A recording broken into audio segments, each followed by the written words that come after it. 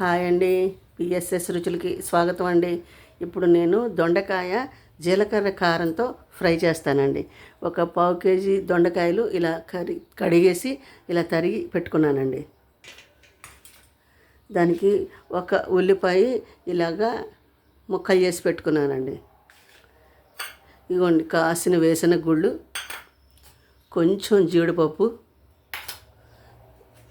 ఇదిగోండి జీలకర్ర కారం. దీంట్లో కొద్దిగా ఉప్పు ఉందండి, అందుకని నేను దొండకాయల్లో ఉప్పు వేసి పిసకుండా డైరెక్ట్గా వేగించేసి కొంచెం ఉప్పు వేసి, ఈ ఉప్పు కూడా ఉంటుంది కానీ దీంట్లో సరిపోతుందండి, కొంచెం వేసుకుంటే సరిపోతుంది. అందుకని నేను డైరెక్ట్గా వేసేస్తానండి దొండకాయ ముక్కలు. ఉప్పులో పిడిసి వేస్తారు, అలా వేసినా పర్వాలేదు, వేయిపోయినా పర్వాలేదండి, ఇలాగైనా చేసుకోవచ్చు. ఇప్పుడు స్టవ్ వెలిగించుకుందామండి.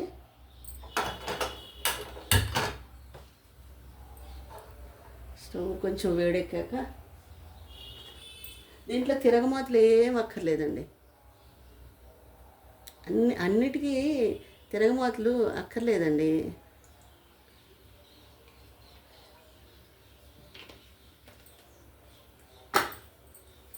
వేయవలసిన వాటిల్లో వేస్తే తిరగమాతలు రుచిగా ఉంటుందండి కర్రీ.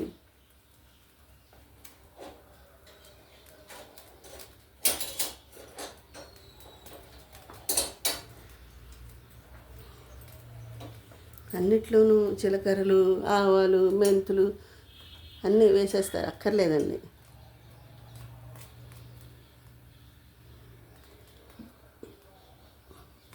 జీలకర్ర కారంలో జీలకర్రను మిరపకాయలు వేసి దంచిన కారం అండి. ఇది పచ్చిదేనండి, వేగించలేదు. పచ్చి జీలకర్ర కారం, కొంచెం ఉప్పు వేసి దంచాను. ఇది నిలవ ఉంటుందండి, ఏమవదు. ఏ కూరలో అయినా వేసుకోవచ్చు, మనకు కావాలనుకుంటే ఏ కూరల్లో అయినా వేసుకోవచ్చు అండి. కొంచెం వేరుశనగ గుళ్ళు వేస్తానండి.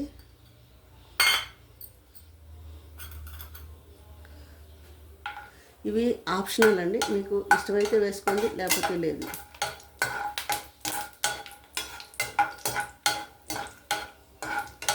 దొండకాయలతో పకోడీలు వేస్తారండి. ఎలాగంటే దొండకాయ ముక్కల్ని ఉప్పేసి పిడిచేసి బాగా పిండేసి దాంట్లో శనగపిండి,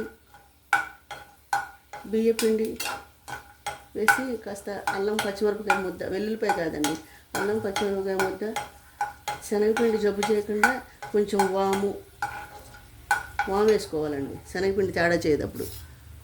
జీడిపప్పులు వేసేస్తున్నానండి. అసలు అప్పుడు వాము వేస్తే శనగపిండి జబ్బు చేయదండి. ఒకసారి వేసి చూపిస్తానండి. మీడియం ఫ్లేమ్లో పెట్టి వేగించుకోవాలి పకోడీలు, బాగుంటాయండి. ఉల్లిపాయ పకోడీలోనే ఉంటాయి. ఒకసారి వేసి చూపిస్తాను. ఎవరన్నా వచ్చినప్పుడు ఏమీ లేవు అని అనుకునే కంటే గబగబా 4 దొండకాయలు కోసి చక్కగా ఉప్పు పిడిచేసి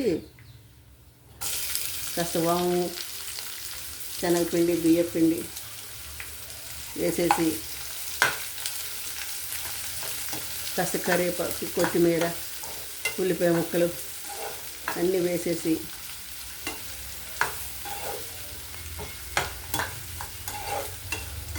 పకోడీలు వేసి పెట్టేశారనుకోండి. వాము వేస్తే జీలకర్ర వేయక్కర్లేదండి.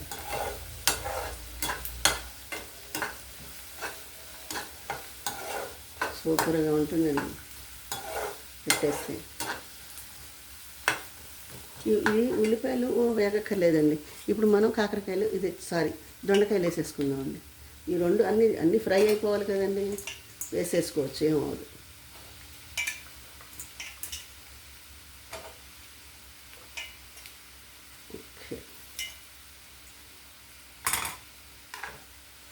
దీన్ని కొంచెం జాగ్రత్తగా కలుపుకుని, ఇదేమి చిన్నది కడాయి కాదండి, కాస్త ముక్క ఉడికితే దిగిపోతుంది కిందకి, ఏం పర్వాలేదు.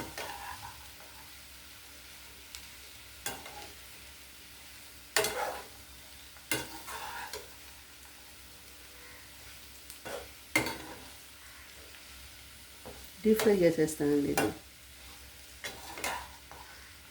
చాలా బాగుంటుంది.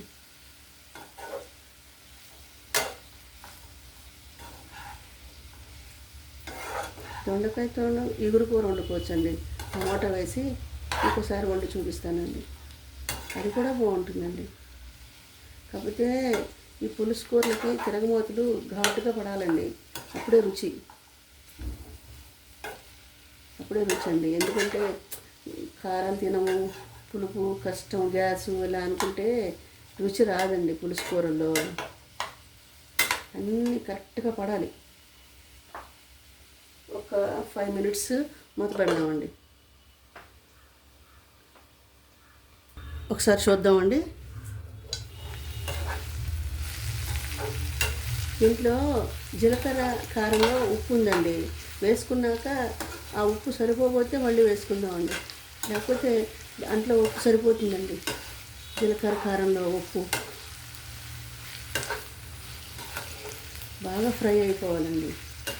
అప్పుడే బాగుంటుంది. జీలకర్ర కారం భలే ఉంటుంది. మా ఛానల్ కూడా సపోర్ట్ చేయండి, సబ్స్క్రైబ్ చేయండి. ఇంకా మంచి మంచి వీడియోలు పెడతానండి. నేను ఫేస్ ప్యాక్స్ కూడా పెడతానండి.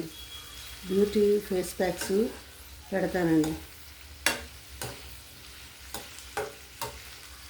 ఫేస్కి సంబంధించిన ఫేస్ ప్యాక్స్, బ్యూటీ టిప్స్ అన్నీ చెప్తానండి, పెడతాను.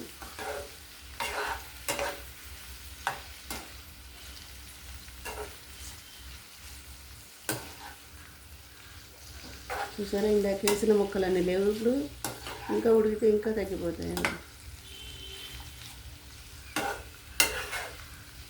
నా డివోషన్ ఛానల్ లింక్ కూడా ఇస్తానండి డిస్క్రిప్షన్ బాక్స్లో. దాన్ని కూడా సపోర్ట్ చేయండి.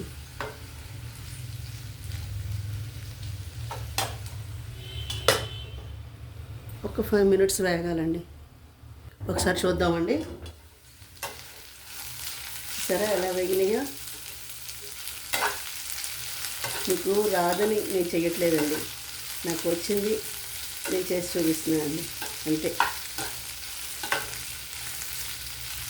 దొండకాయలు వేగడానికి టైం పడుతుందండి. ఓపికగా వేగించుకోవాలి.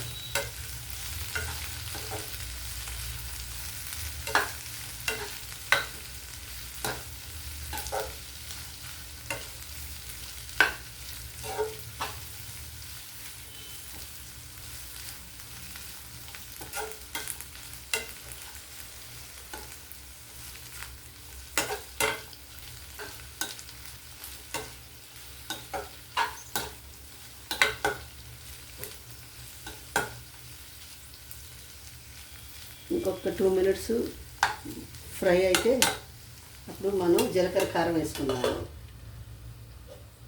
జీలకర్ర కారం వేసుకుని మగ్గబెట్టుకుందామండి. జీలకర్ర కారం పచ్చిది కదా, పచ్చి జీలకర్ర కారం కొట్టానండి. ఇది ఐస్ క్రీమ్ స్పూన్ అండి, చిన్న స్పూను.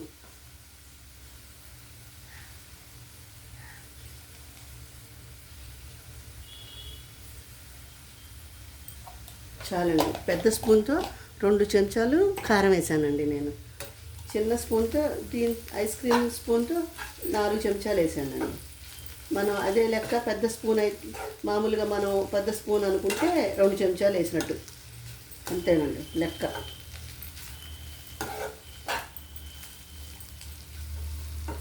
ఇప్పుడు ఈ కారంతో కూడా ఒకసారి ఫ్రై అయితే బాగుంటుందండి.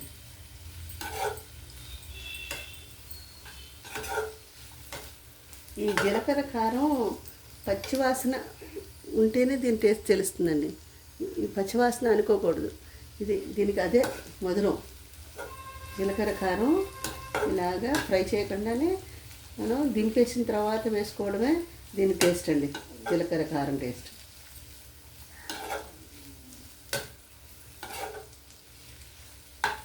ఒక్క 5 మినిట్స్ మూత పెట్టేస్తే అయిపోయినట్టండి. సర్వింగ్ బౌల్లో తీసుకుందామండి.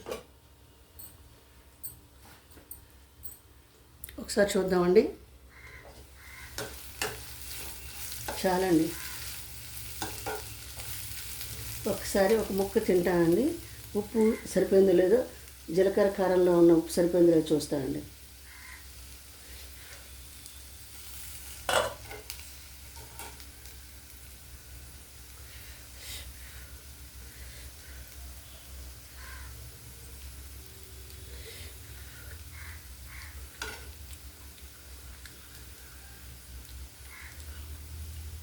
జీలకర్ర కారంలో ఉన్న ఉప్పు సరిపోయిందండి, ఇంకా ఉప్పు అక్కర్లేదు. బాగున్నాయండి దొండకాయలు పుల్ల పుల్లగా. ఇంకా దీన్ని సర్వింగ్ బౌల్లోకి తీసుకుందామండి. స్టవ్ ఆఫ్ చేసేస్తాను.